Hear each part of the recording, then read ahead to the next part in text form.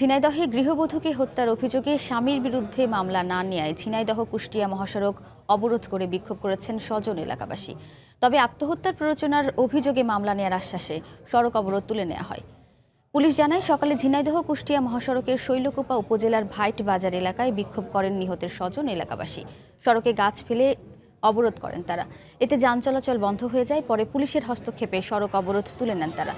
রোববার সকালে গোয়ালখালী গ্রামে স্বামীর বাড়ি থেকে গৃহবধূ সোনিয়ার ঝুলন্ত লাশ উদ্ধার করা হয়। এ ঘটনায় নিহতের পরিবারের পক্ষ থেকে হত্যা মামলা করতে গেলে অপমৃত্যুর মামলা রেকর্ড করে পুলিশ।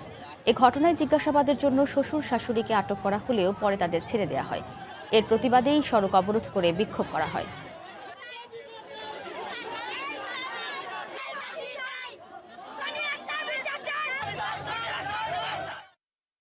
তার শাশুড়ি আর তার লেগে স্বামী, তার শ্বশুর মাইরে থুয়ে তারা লেগে হারিয়ে গেছে।